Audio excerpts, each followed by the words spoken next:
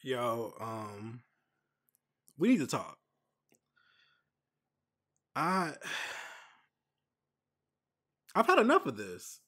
Like this relationship only serves you and I'm just sick of it. I refuse to keep carrying this burden. This extra weight. It's too much, man. Like it's too much. No matter how hard I work at this, you simply won't fucking change. Like I'm sick of your selfishness. I just gotta I gotta take action, man. Like I have to do this for me, and I can't consider you in it anymore. I just can't. I'm ending this. I'm nice enough not to make you move immediately, but you will be gone before summer. I can say we didn't have a good time together, but we just we just got too comfortable, man. That's it. But I want more. I can't keep lugging you around anymore. I gotta just do me. So this is it. Oh shit. Was that recording the whole damn time? Fuck. Hey guys. Sorry you had to hear that. I'm kind of going through a breakup right now. We've been together for quite some time. Most of my life actually. Yeah, I went ahead and broke up with my love handles. Enough is enough. I can't lug this extra weight around anymore. I'm trying to be a thought for the summer. Yeah, the outline with Kevin Dwayne, Kevin Dwayne. Yeah, the outline. With Kevin Dwayne. The outline. With Kevin Dwayne. This is the outline with Kevin Dwayne. Kevin Dwayne. With Kevin Dwayne.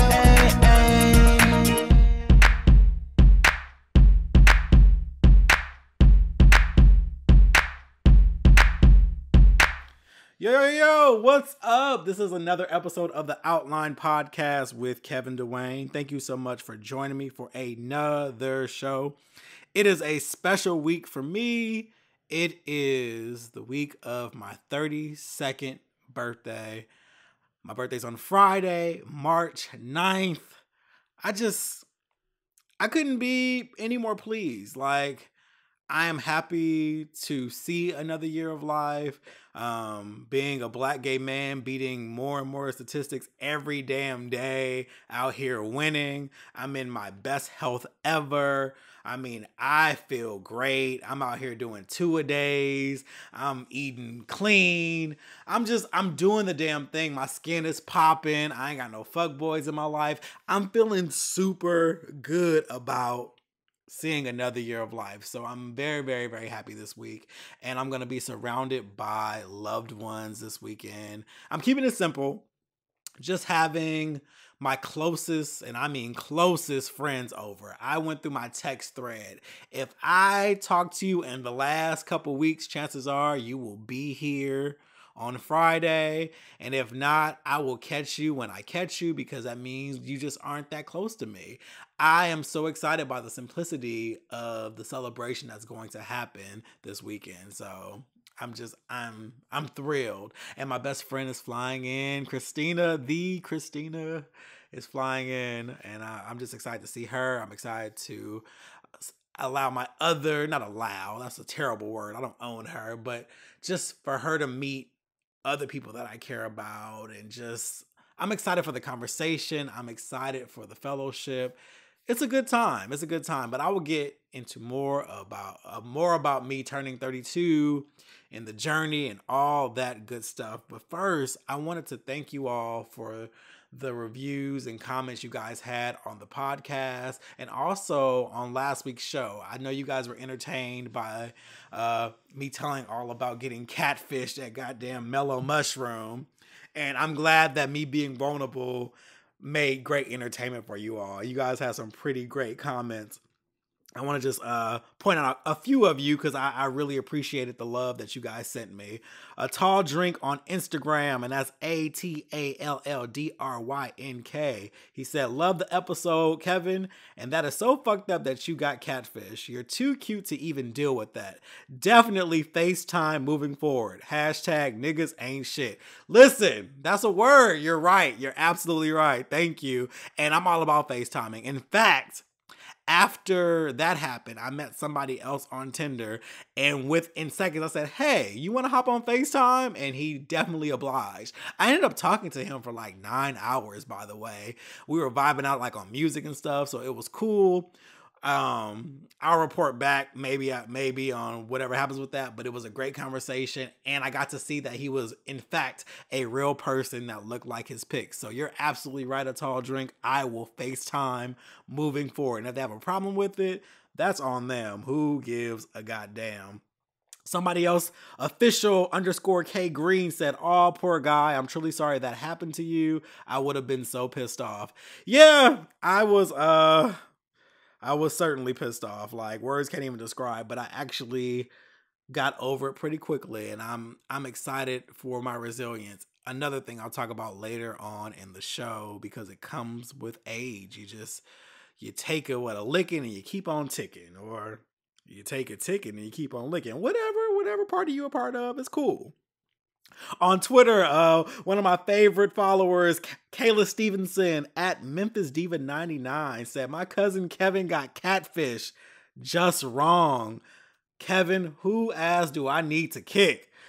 Listen, this is not a real person, so Kaylee, we'll hold off on kicking anybody's ass right now. We're just gonna charge it to the game. But I appreciate you, my cousin in podcasting. Thank you so much for having my back.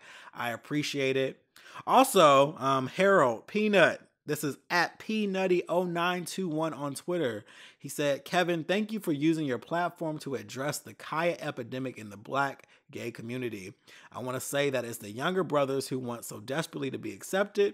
I can't call it, but thank you for addressing it. Listen, my pleasure.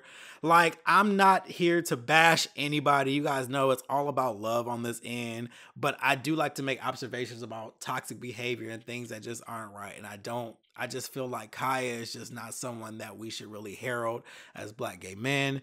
And I got a little bit of flack from that. I actually had a couple people hit my inbox, like, just not necessarily insulting me, but they're like, oh, you need to leave Kaya alone. Like, stop being so sensitive. And I just like, listen, you love who you want to love, but I'm not anti her, but I'm definitely not pro her. I don't care. I don't want anything to do with her. It's toxic. And I'm not going to celebrate anyone who doesn't celebrate me or someone who doesn't see me as a fucking human. So how about that? On the Facebook fan page, Ryan Gurley said, loving the latest podcast. Jamil Dooley said, let me go ahead and get into this while I'm having my coffee. Expect tweets. I'm wired. I appreciate you, Jamil. Thank you so much, Dooley. Make sure you guys check out his podcast too. Dooley noted. I feel like I've known him in Twitter land and in real land for years, man. What was it, like 2010? Something like that. So thank you for the continued support. Move on over to Grab Your Jimmy, who is also on the show. On Twitter, he said, another amazing episode of the Outline podcast, and he has a gift of Wendy Williams dancing. He says, this is my reaction to the catfish story. At first, I was like, yes, date, come through. And then you're like, wait, this nigga just made me waste my gas and I get stood up? Man, wasted all my resources. But hey, no big deal. No big deal. You live and you learn. So thank you so much.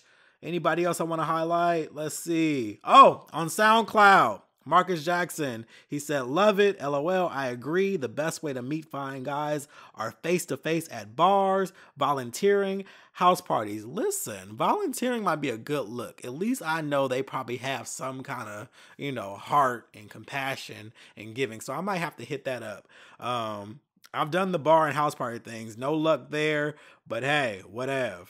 I also got a lot of support for the opening credits. You guys like my openings with the little comedy bits. I appreciate that. I hear that you guys have been laughing, and that's music to my ears. I am super happy that you guys are enjoying that. So thank you so much for the support. And then we got 2 new reviews on Apple Podcasts last week. The first one was from Joel J. Page. It says, "Awesome podcast" is the title. "Been listening since the beginning, and I make it a point not to miss your podcast. Funny and great advice. Keep up the great work." Thank you so much, Joel. I appreciate your support. I appreciate your consistency. Thank you so much for everything. I truly appreciate it. Like, it's people like you all who keep this going, and it means a lot that me hopping in here every week just does something for you all, and it makes your week. That means a lot, because I know what it's like for me to like podcasts and want to hear them. So it's nice to know that there's other people who treat my podcast the same way. So thank you so much. Another review said, "Great podcast" as a title. This is from C. Wilson. It said, "Keep up the amazing work. I listen every time and I'm subscribed. You keep it fresh and quick, never too long, and straight on with your message and delivery. Great job." Thank you so much, C. I appreciate that. And I want to read one more by Surf and Terp 007. Okay. It says, "Kevin is the man. Kevin's show is super dope. I tune in every week without fail. He is so relatable, rational, intelligent, fun, funny, and can be serious when it's warranted. He's a Pisces, and Lord knows I love me a Pisces man. His confidence has really skyrocketed since he's changed his lifestyle in various ways." Like, thank you. I appreciate it. Like, these comments mean so much to me. Like, you guys have no idea. So thank you so much, and continue leaving your comments. Continue going on SoundCloud, Apple Podcasts, leaving your ratings. Rate it 5 stars, 4 at the least, but give it 5 stars. Leave your comments. This is what drives me up in Apple Podcasts, and who knows, your comment could be featured on the next show. So thank you all so much for those lovely comments. Let's get to what's going on in pop culture. Not too much this week, but we know the Oscars happen, and we know Oscars so white. That's how it works out. We go through the same thing every year, but I do want to highlight that Jordan Peele won Best Original Screenplay for Get Out. Get Out was movie of the year last year. Like, just no doubt about it. That was the best movie, hands down, last year. And I'm telling you right now, Black Panther is the movie of this year. Hands down, no fucking doubts about it. It just crossed 900 million globally. Like, man, it's killing the game right now. And I saw it for a 4th time on Sunday, y'all. Like, I still don't think I'm done. I still don't think I am done. At this point, Black Panther has gotten about 96 of my doll hairs out of my wallet. 96. I have bought 4 tickets at $20 a pop. I have a commemorative cup. I bought a cocktail at the last one. I need to fucking write off my gas on my taxes. Like, I have spent so much on Black Panther, and it doesn't feel like a loss. It's not a loss at all. It's entertainment, and it's such a good movie, and I love it so much. So, every experience has been different, though. No experience has been the same. I told you guys this last time. The first time I watched it was in IMAX. The second time was 3D RPX. The third time was IMAX 3D. The 4th time, I found a Regal Theater in Johns Creek, which, if you live in Atlanta, is far as fuck, but I live closer to it because I'm in Gwinnett County. So, whatever. OTP. But I went to Regal. It's Regal Medlock Crossing. They have an experience with the butt kicker seats. So it was 3D, it was RPX, but also it had butt kicker recliners. The butt kicker seats actually vibrate and they shake with the music. So basically they have like woofers and stuff inside of the seat. So when it's an action scene, you feel that shit. And the screen was actually quite gigantic. I was very impressed with the screen size. So I sat a little bit closer, and I was very pleased with this experience. Also, they have a bar at this one. So I got me a cocktail. I had a frozen Jack and Coke. So I got a little, a little tipsy while watching the movie. And even then, on the fourth watch, still catching new details, still paying attention to new things. I love movies that you can just break apart like that. You can watch every single time and still find new things to be excited about. So that was my fourth time. I still can't say I'm done. I wouldn't even lie and do that. I may see it one more solid ass time in the theaters. I want to remember this. I really do. And once it leaves theaters, I'm going to be so sad. Yes, I'm going to buy the digital release and watch it on television, but just the movie experience is just so awesome. And I just want to take it in as much as I can before it goes to digital release, which I believe will be around May. That's the timeline for it. So I'm trying to watch it as much as I can in theaters because I love it so much, you guys. Like, and that doesn't mean like after a few watches I am building up my own critiques now. Like, I still love it. There's not much I would change, but I am starting to notice other things now because the honeymoon part is starting to leave. I'm starting to kind of really, really remove my bias and say, okay, did I really need this delivered this way? So, there are some changes in my opinion, but I still love it. Still movie of the year, still one of my favorite movies. And yeah, so I'm just keep breaking records. I'm just so happy for this movement, y'all. But anywho, that's doing this thing. One more thing from the Oscars. Kobe Bryant, he won Best Animated Short for his it was like a little clip called Dear Basketball. I haven't seen it. Apparently a lot of people haven't seen it, but shout out to him for winning that award. I am rooting for everybody black. So shout out to you for that award. What I don't understand is, well, I do understand it, but a lot of people are like hating. I saw something just before hitting up this podcast.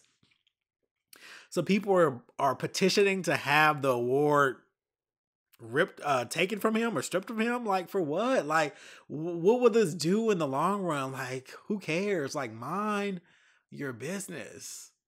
Mind your business. Like, it is so good for your health and well-being to mind your business. And speaking of minding one's own business, so my guilty pleasure watch, I can't believe I'm saying this because it kind of stumbled upon me.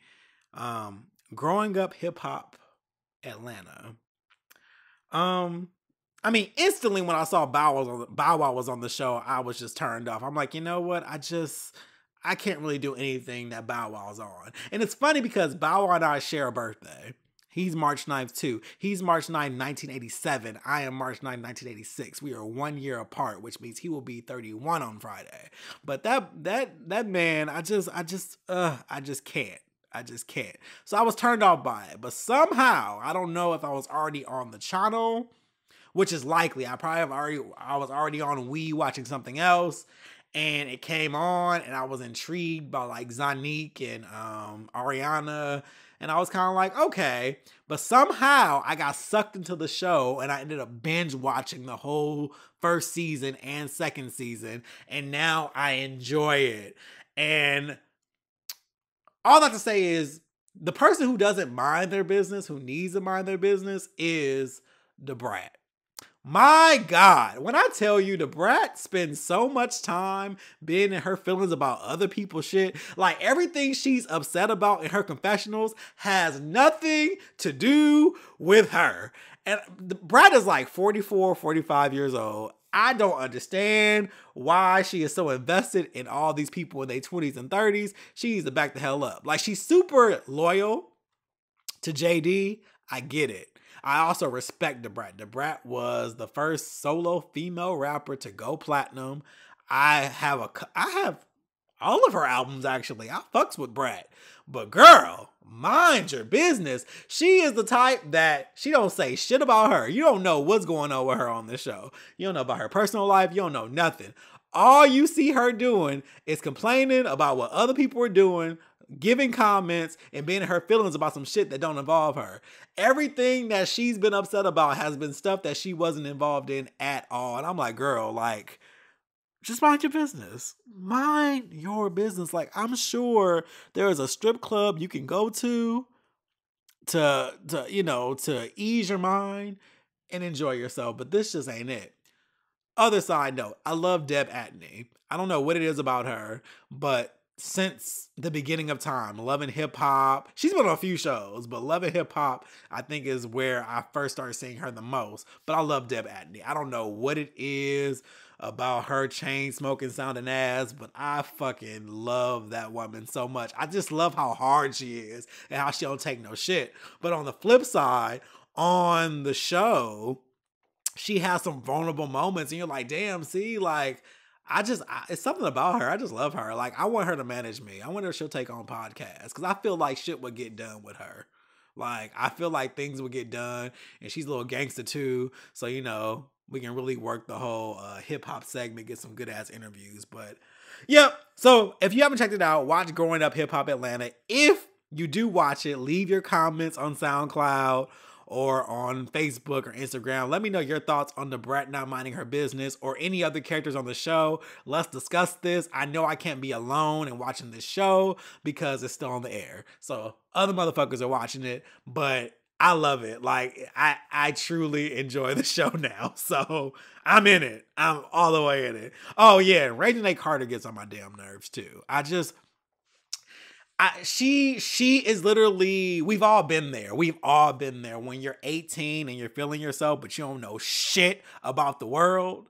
Like, you're arrogant for no goddamn reason. It's like college age people in general. College age people are the most annoying fucking people ever. And I know because I used to be that age. Like, it's entitlement, it's being spoiled, it's not understanding the world, it's thinking you're grown when you're actually not grown at all, you're smelling yourself. She is the epitome of that. Like, she's stubborn as fuck, she expects people to just bow to her, and it's just like, girl, you got a lot of learning to do. So she kind of irks me in a way, but she's a cute girl though, so that's cool.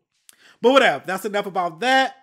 And let's take a quick break, and I will be right back to talk about turning 32 and growth and what it means to me.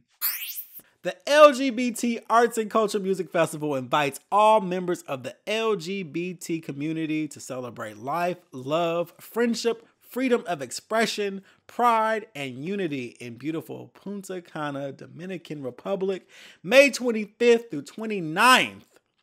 You can register by going to lgbtmusicfest.com or call 404-756-8433. Travelers will enjoy an action-packed weekend consisting of themed parties, live entertainment, celebrity appearances, including, hint, hint, Tamar Braxton and Sean T, cultural excursions, an all-star comedy night concert, a film festival, financial empowerment seminar, health and wellness workshops, and the Vanguard Awards. It's going to be a fun weekend, you guys. Remember, you can register by going to lgbtmusicfest.com. You can call 404-756-8433. Make sure you tell them that Kevin Dwayne of the Outline Podcast sent you. Today's episode of the Outline Podcast is also brought to you by Audible. The listeners of the show will get one free audio book and 30 days for free to listen to it. But here's the thing. If you cancel, you get to keep the book because Audible is not trifling. I highly, highly, highly recommend reading Gary Vaynerchuk's Why Now is the Time to Crush It. Cash in on your passion. I've read this book twice now, and it is absolutely amazing. And it's a quick listen, a quick read.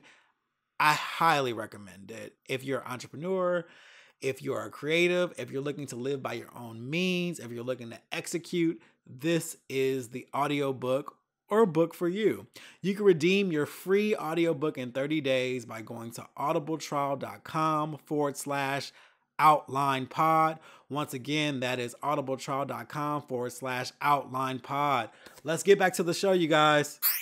Welcome back to the Outline Podcast. So, as I said it early in the show, I'm turning 32 on Friday. And one thing that I am super, not strict, but super focused on is growth. I find it to be very important. When I was a kid, I used to kind of scoff at adults who I felt were man-children. Is that the correct tense for it? But it's people who get older, but it's almost as though they're in a state of arrested development. And often I see this in a lot of adults, people who are stuck in a certain time period. They still behave as children or teenagers, and you think to yourself, so what is it going to take for you to challenge yourself? What is it going to take for you to grow? What is it going to take for you to start being aware of self and wise up? Like, I have met people with high educations. I mean, all the accolades, all the letters behind their names and all that shit, but yet they're still behaving like children, or they're processing like kids, you know? And so one thing I like to do is to always take inventory of my life thus far and really make sure that I am growing. And you don't get that by not putting the mirror on yourself. And I truly believe that's what socialization is for. That's what our friends and our family and even our enemies and people we don't get along with and everyone we encounter, those are a lot of times our mirrors. And we can only figure out what it is that we need to grow if we realize that we're active participants. We are not victims. We are not bystanders. Yes, bad things happen to good people, for sure. But 9 times out of 10, we still play a part in the things that happen to us. You know, we talk about it all the time when you hear people talk about, you know, their failed relationships or things that didn't work out. You always want to say, but what did you do? You're telling me all the things that they did, but what did you do? And I understand that ego and things get in the way and keep us from growing. But there comes a time when we have to really analyze and start breaking things apart. I've talked about these things on the show before, so I apologize if I'm repeating, but I'm just being very reflective this week because it's another year of life, and and hopefully this will inspire you to self-reflect as well. I think the biggest changes for me happened in my early 20s. I think the first thing was the first time I really got my heart broken. I mean, like, really got my heart broken. That taught me about giving too much too soon. I was, young, dumb, full of cum, and just you have all the fairy tales. And sadly, in life, we have people who come and let us know that these fairy tales are actually not what we thought they were. We have this ideal in our head. And so my first heartbreak taught me that. It taught me to be a little bit more reserved and be a little bit more smarter of who I give my love to. And then also the art of reciprocation. You can't pour from an empty cup. So if you give somebody your everything, then what do you have? So that was the first lesson I got. And that was in my early 20s. And then as you move a little bit forward, I learned the art of having a backbone. I used to let people run over me. I used to be a people pleaser. In friendships and working, not asking for the money I deserve or taking on shifts I shouldn't take, being used up by people, not even relationships, but then finally learning how to say no, finally standing my ground on things that I believe in and saying, no, I'm not going with society. I'm going to do my own thing. This is what I'm going to do with my life because it's my life, So another lesson I learned. moving forward, when I got into a long-term relationship, that was a big one. I tell everyone my last relationship grew me the most because it put a huge mirror on me. It let me see me at my ugliest. It let me see me when I was operating at a low frequency, actually being the bad guy, actually understanding what it's like to be on the other side of some shit. And it really got me to seeing how selfish I was and how spoiled I was. It got me to analyze my childhood. Honestly, I grew up, I have tons of siblings, as you all know, but I also was raised by my aunt and uncle as an only child. So I had a lot of only child shit in my adulthood. And I had to break out of that selfishness. I had to see outside of myself. I had to get to a place where I had to pick up a level of generosity. And that's not to say I didn't have it before. I definitely gave. But when it came to how I was in um a living situation, that's where the selfishness came out. Anyone who lived with me, I had roommates, and then I lived with my ex, and it got me to really see, like, okay, I have some very selfish behaviors that I need to work on, or that I need to just live by myself and just call it a day. And that's kind of where I'm at with it right now. But it was important for me to go through that and grow and learn from it, and that pushes me to where I am now. And I'm thankful for all these things because they all came from a painful source. Cautionary tales are great, and we should be learning from the world around us. We should learn from other people's mistakes. We should listen to our elders. We should see things, but there's some things in life that we can only learn by living them. And my biggest lessons came from some of the most painful times in my life. But I look at who I am now, and I'm thrilled. Like I am very much pleased with who I am right now. And it was because of the different things that I went through. Like, my independence comes from me losing my parents years ago, and then having to really move to another state and be a man. And I don't mean that in a patriarchal way. I mean that in just, I had to just grow the fuck up and get things done and realize that nothing was going to happen unless I did it. And that got me to a place of execution where I understand I can't just dream. I can't just sit on my ass. I have to execute. I have to do things. I can dream all I want, but I have to put it to paper, and then I have to take action daily and do it.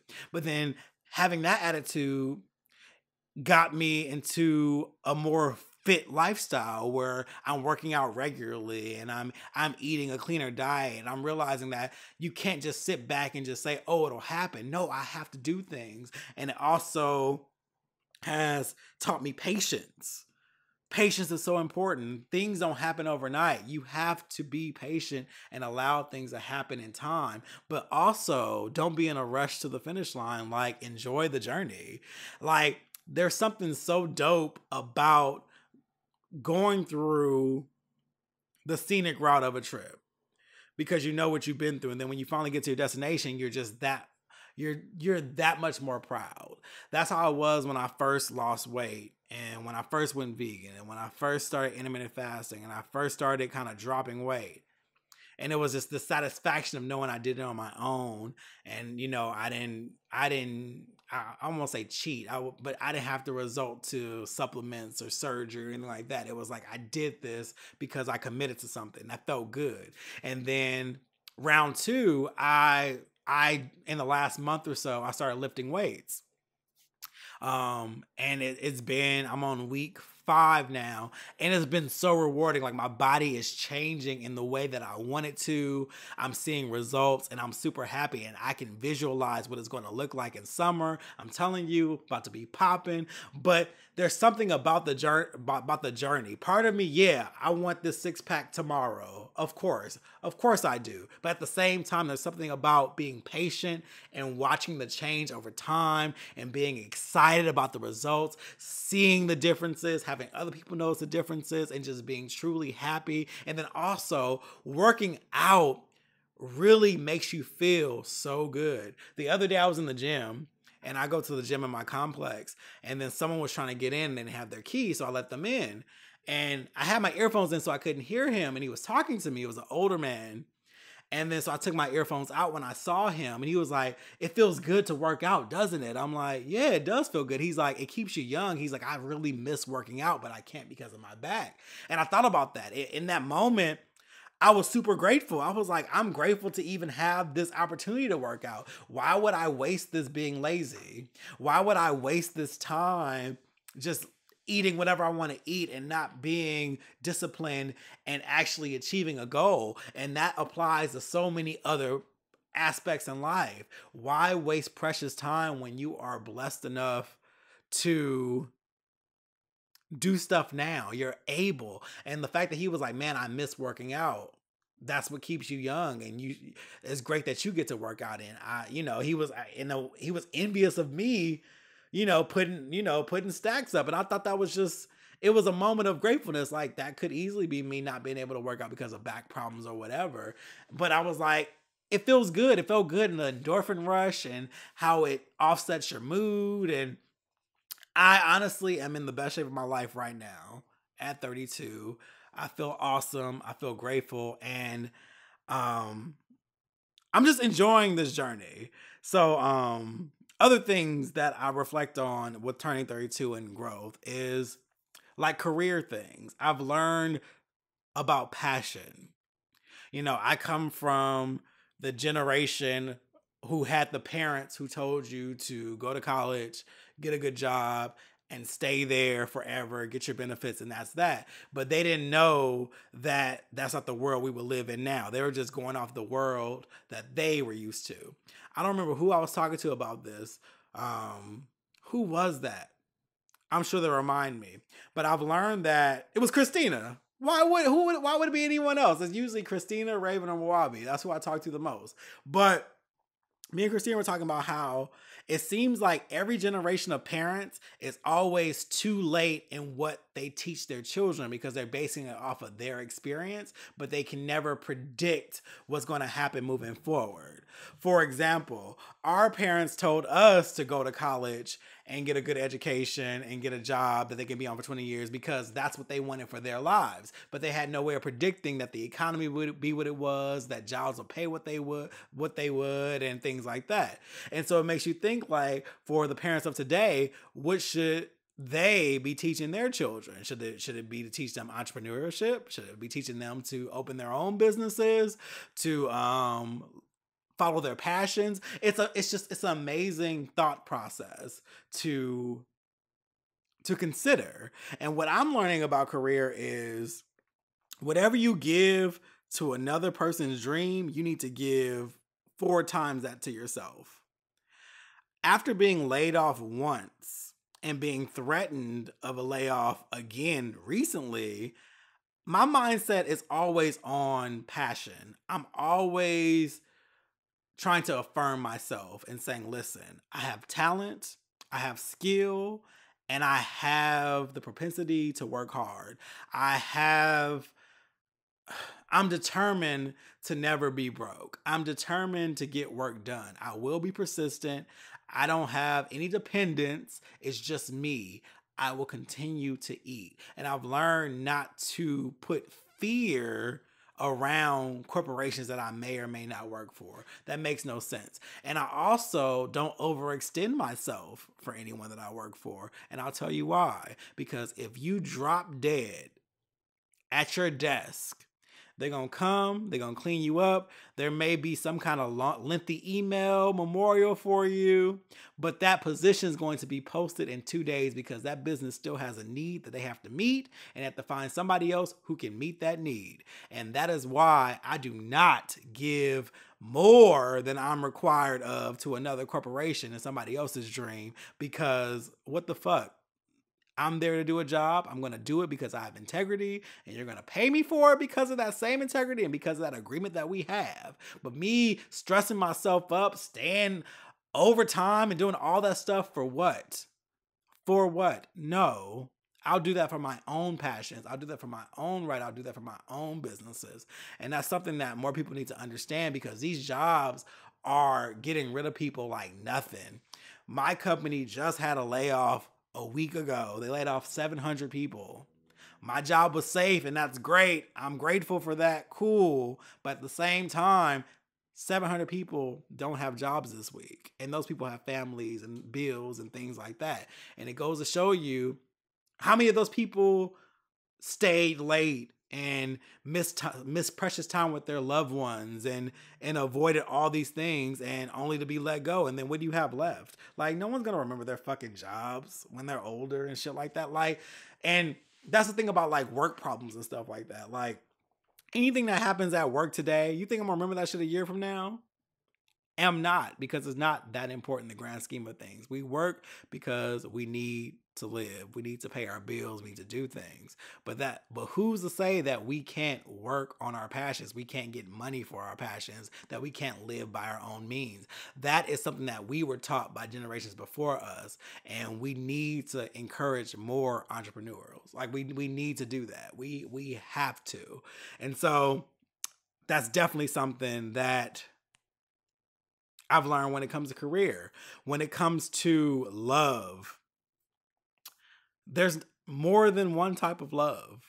I feel like we're socialized to only praise romantic love. We aren't taught to praise agape. We aren't taught to learn that love comes in so many different forms, and our friendships should be honored.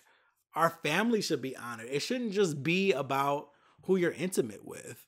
There is love everywhere, and you have to seek it out. And just because it doesn't come with a kissy face and roses doesn't mean it's not a valid form of love. And it doesn't mean that it shouldn't uplift you.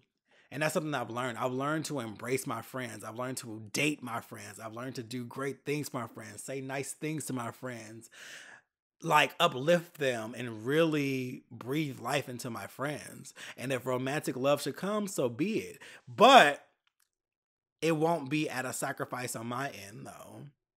It will not. Like, just like that Eartha Kitt piece, the Eartha Kitt piece from a documentary where she was like, compromise for what? Like, why is it that one person has to compromise? Yes, you can find something that you guys can meet in the middle of the road for, but when one person is sacrificing everything for the sake of making someone else happy, for what? Why? Our friends don't make us do this. Our families don't make us do this. So why is it that just because you're fucking somebody, that there's this secret rule of how much they can take from you? That makes very little sense in the grand scheme of things. So I've learned not to settle. I've also learned not to necessarily seek love, but allow love to come to me.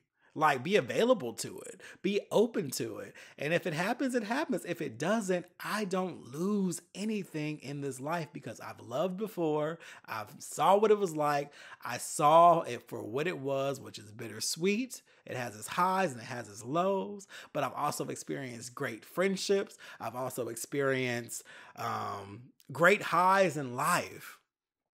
So be it. But I lose nothing by not being partnered with somebody else. I lose nothing, because I still value myself. I still love life. I still love everything that this life has to offer. And speaking of life, the biggest lesson in life that I've learned thus far is that there's a lot of things that you just shouldn't sweat.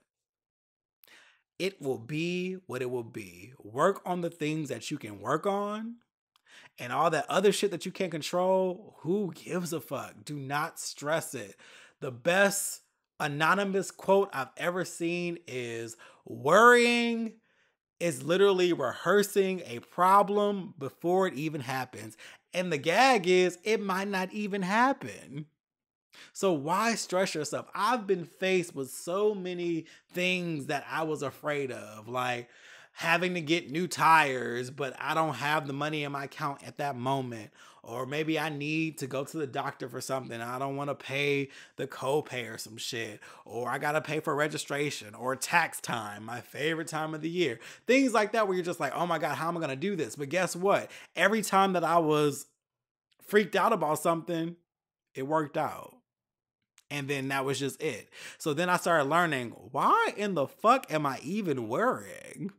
It's going to be what it's going to be. Whether it's good or bad, whatever. If it's good, awesome. Be grateful. If it's bad, learn the lesson. Move on. But as long as you're on this side of the grave, you're good. It's going to be fine. And if it's not, you'll learn something. And don't sweat anything. Don't sweat it. Like, there's too many people arguing about petty ass shit, stupid shit, dumb shit that doesn't matter in the grand scheme of things. And that brings me to the tough skin that I had to develop. Okay, so with me doing this podcasting, with me being on social media, with me doing anything creative, people always have comments. People always have things they want to say. People always have what they would call criticism or constructive criticism, but there's nothing being constructed. It's just straight up shade. There's always people saying shit because that's what they feel they need to do. I had to learn that let them say what the hell they need to say. It has nothing to do with me. 9 times out of 10, when people give you an opinion, it has everything to do with them and nothing to really do with you. And you can't take the shit personally. People are going to have their thoughts. Let them have it. At least they're talking about you. Make sure you make that go behind the click. If they leave in comments, make sure it's on your website so you can get some traffic. Get a coin from it. Because at least they're talking to you. That's called engagement, boo. That's engagement. Let it happen. Don't sweat the small shit. Mind your business. Drink lots of water. Eat more vegetables. Work out. And have a good ass time. And that's all I got. I'm excited for my birthday. I'm excited to be surrounded by my loved ones. It's going to be a good weekend. I have a couple gigs happening. I am in a very good spot right now, and I won't allow anything to taint it. And that is that. Make sure you guys subscribe. Make sure you leave your favorite comments on Twitter using the hashtag #TheOutlinePodcast. Once again, that's The Outline Podcast. Like the page on Facebook of The Outline Podcast. Go to Instagram. Follow The Outline Podcast. Follow me, The World of Kevin, on Twitter. Go to KevinDwayne.com for dope-ass write-ups by Mwabi. And then also, I'm going to be highlighting my favorite podcast every Monday because there's a lot of great shows out there that I want to highlight. So check out KevinDwayne.com every Monday to see some of my favorite podcasts in the podcast community. And hell, I think that is it. I will talk to you all next week. Peace out.